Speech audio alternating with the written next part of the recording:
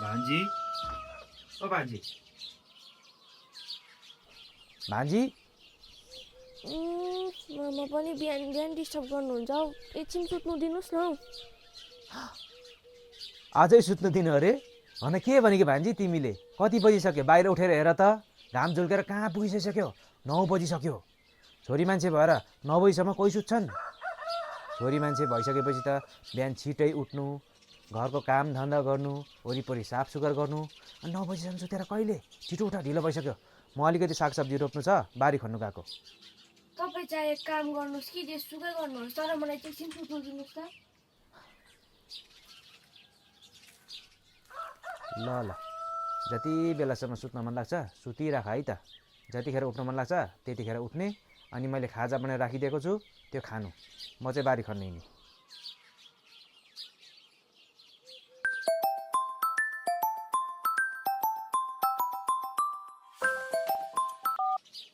Hello hello गरिमा भन् पलक। उठेको छैनस् तँ? अब उठ्छु यार। पुई अझै नउठेको? अब उठेको। ए म त तयार हुन आँटेको है। ए हाम्रो घरबाट आइज न ल। ल ल त्यतैबाट आउँछु। ल ल।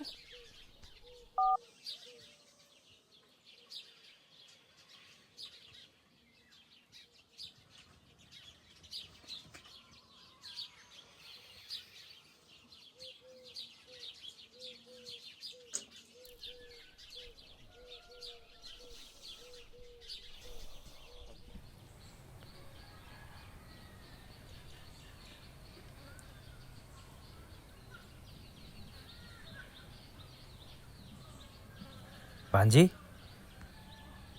ए मामा म एकछिन पर साथी घुम्नु गइकिन आउँछु ल।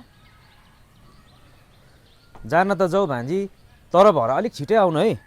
हुन्छ मामा। अरे भान्जी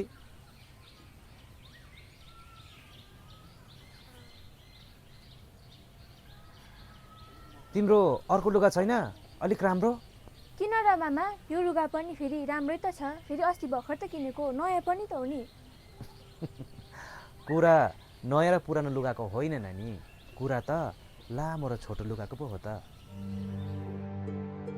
हेर अहिले जमाना ठिक छैन त्यसैले गर्दा छोरी मान्छेहरूले बाहिरतिर जाँदा अलिकति सोचेर बुझेर नै आफ्नो लुगाहरू लगाएको राम्रो नि।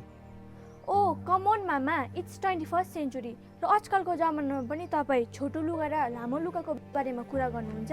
By the way this is my life म जे चाहन्छु त्यो लाउँछु।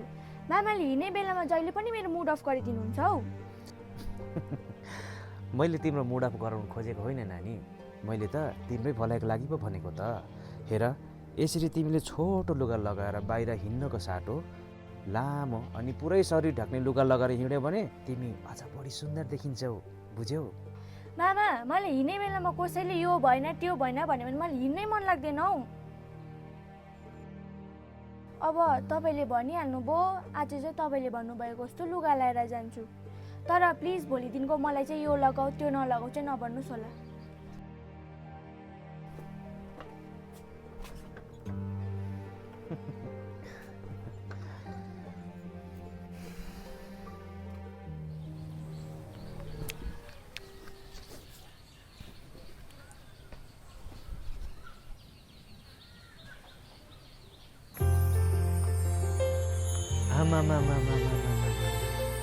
यो हो नि मेरो भान्जीको पारा त। आहा कति राम्री देखिएको हौ मेरो भान्जीले लुगाले। भो भो मामा धेरै फुरुक्क पार्नु पर्दैन। कस्तो राम्रो देखिएको साँच्चै भन्नुपर्दाखेरि। हेलो हेलो गरिमा भन् पलक। आएको त हो है छिटाइज न। ल ल म 10 मिनट भित्रमा आइपुगिहाल्छु है। ल छिटाइज। ल ल हुन्छ मामा अब म गएको है भरे बेलुका छिटै आउँछु। ल ल नानी।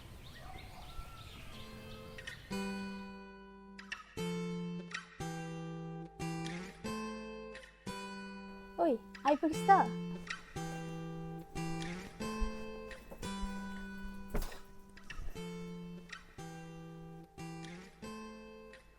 ओइ के भयो स्याड पो छस् त?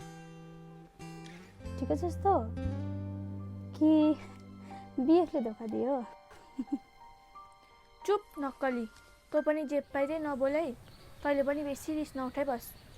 अन्त के भयो त किन स्याड पो छस् त तँ? आज त सिम्पल लुगा पो लगाएर आइरहेको छस् त। हो यार, मैले पहिला अर्कै लुगा लाएर आएको थिएँ, तर त्यो लुगा मामाले मन पराउनु भएन, छोटो भयो भन्नुभयो, अन्त आज यो लुगा लगाएर आएको नि। फेरि हेर्न, पल्लो गाउँको 1-2जना केटीहरूले त मलाई जिस्काउँछ पो, यो लुगाले त मलाई आन्टी जस्तो पो देखेँ अरे। फेरि तिनीहरूले मुखभरिको जवाफ दिएर आएको पो त।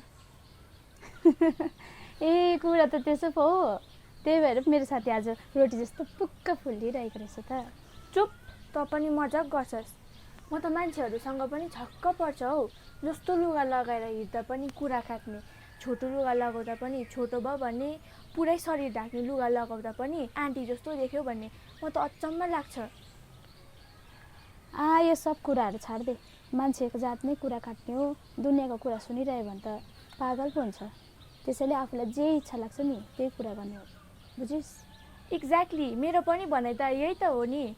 यो दुनियाँमा छोरी मान्छे भएर जन्मिनु पनि पिरै पिरिरहेछौ। केही कुरा गर्नु मन लाग्यो भने पनि मान्छेहरूले के पो भन्छ कि भनेर डर बोक्नु पर्ने। ओइ केटी हो,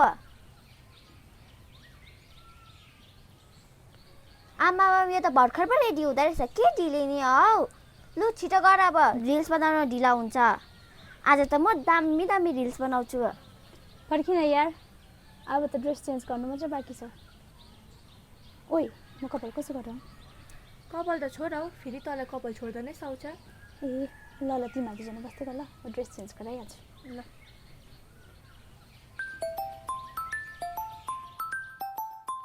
ओइ केटी हो, एकछिन नकर ल, मेरो मामाले कल गर्नुहुँदैछ। हेलो भान्जी, हजुर मामा। कता छौ तिमी? मामा म पढेकोमै छु। छिटो गरेर घर आउ न नि। ए हुन्छ, अब एकछिनमा आउँछु नि है। ल छिटो गरेर आऊ है। हुन्छ। ओइ केटी हो, मलाई त मामाले कल गरेर घर पो आऊ भन्नुहुँदैछ त हौ। म जान्छु ल, तिमीहरू गएर रिल्स बनाइकन आऊ न। के भएको? म त रेडी भइसक्यो त अन्त। होइन यो गाडीमा के भएको सबैजना गयो भने पो मजा आउँछ त, हिँड्न जाम। हो नि यार, तर तिमीहरूलाई थाहा नै छ त मेरो मामा कस्तो हुनुहुन्छ भनेर। नरिसाउ न ल, म नेक्स्ट टाइम जान्छु नि, तिमीहरू गइकन रिल्स बनाऊ न ल। ल म गएको ल, बाई बाई। तर सुन त, होइन यसको मामा त कस्तो होला है, बिचराले एकछिन गाउँ हिँड्न डुल्न पनि दिँदैन। त्यही त नि बिचारा, फेरि यसको मामा त यसले लगाएको लुगा हेरेर नि यो भएन र त्यो भएन र भन्दो रहेछ त है। के जस्तो मामा है यसको त है। जसकै भएर आउँछ है, तँ र म गएर चाहिँ अब मजाले रिल्स बनाएर आउनुपर्छ ल, हिँड जाऊ। जाउँ। हेलो के गर्दैछस्? खाना पकाउँदैछु त। ए म पनि खानै पकाउँदैछु। खाना पाक्यो भान्जी? ए, लु लु खाऊ खाऊ। मामा पाक्दैछ खाना, बस 5 मिनट है, आज अलिक ढिलो भयो नि। भोलि स्कुल जान्छस्? जान्छु नि। तैँले चाहिँ के पकाइस्? आज त सब्जी खानै पकाएँ, अनि तैँले के पकाइस् त? मैले आलु दाल भात पकाएँ नि। ए अब पाक्न आँट्यो, मामालाई पनि भोक लाग्यो रे।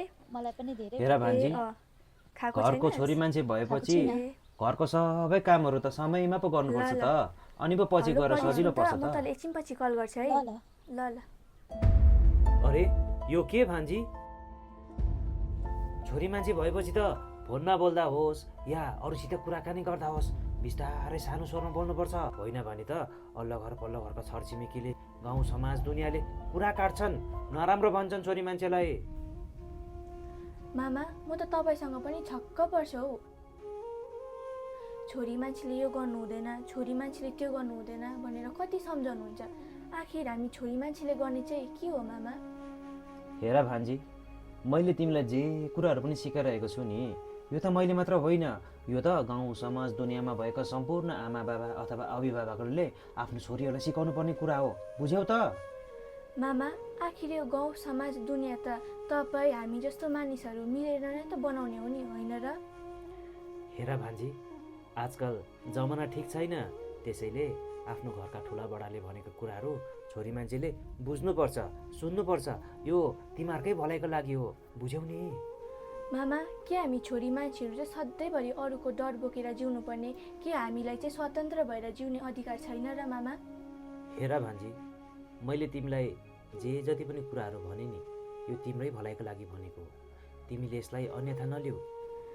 मैले अन्यथा लिएको होइन मामा, तर पनि तपाईँले यस्तो कुराहरू गर्दा कता कता मन दुखेर आउँछ मामा।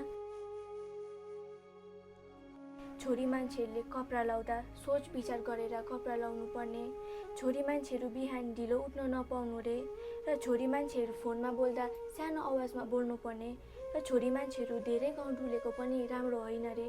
आखिर यो सब कहिलेसम्म मामा?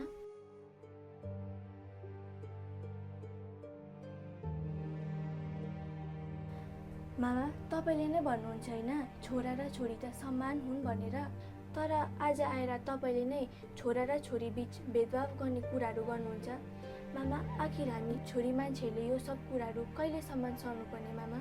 गाउँ समाजलाई परिवर्तन गर्नुको लागि मामा हामीले पहिला आफ्नो सोच विचारलाई परिवर्तन गर्नुपर्छ, अनि मात्र परिवर्तन आउँछ। तिमीले ठिक भन्यौ भान्जी। हामीले गाउँ समाज र दुनियाँलाई परिवर्तन गर्नको निम्ति सर्वप्रथम आफ्नो सोच विचारलाई परिवर्तन गर्नुपर्छ।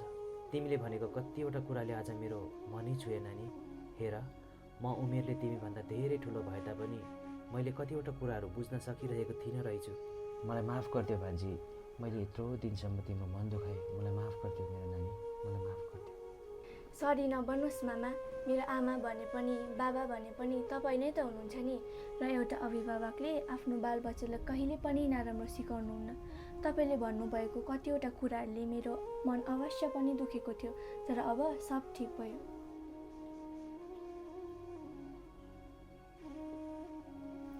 ल मामा, अब खाना पनि पाक्यो, तपाईँ हात धोएर आउनुहोस्, म खाना पस्किन्छु है।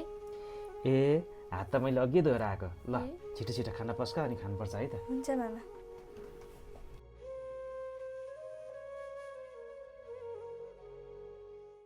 सेवारो, म Pawan Subba, the director of मामा भान्जी युट्युब च्यानल। र आज हामीले फेरि पनि हाम्रो च्यानलमा चाहिँ धेरै दिन पश्चात अर्को एउटा सर्ट फिल्म लिएर आएका छौँ। यो भिडियो मार्फत चाहिँ हामीले चाहिँ छोरी मान्छेहरूप्रति चाहिँ हाम्रो समाजको मान्छेहरू चाहिँ हामी समाज चाहिँ कत्तिको छौँ त, उनीहरूले लगाएको लुगादेखिको लिएर उनीहरूले बोलिने बोलीदेखिको लिएर उनीहरू कता जान्छ के गर्छ हरेक कुरा चाहिँ हामीले याद गरिरहेको हुन्छौँ, जुन चाहिँ एकदमै नकारात्मक हो जस्तो लाग्छ मलाई चाहिँ। र यही विषयलाई चाहिँ हामीले एउटा उठान गरेका छौँ कि छोराछोरी सबै समान हो। छोरी धेरै गाउँ डुल्दाखेरि मान्छेले कुरा काट्छ, जबकि छोरालाई चाहिँ पुरा फ्रिडम हुन्छ गाउँ डुल्नको लागि।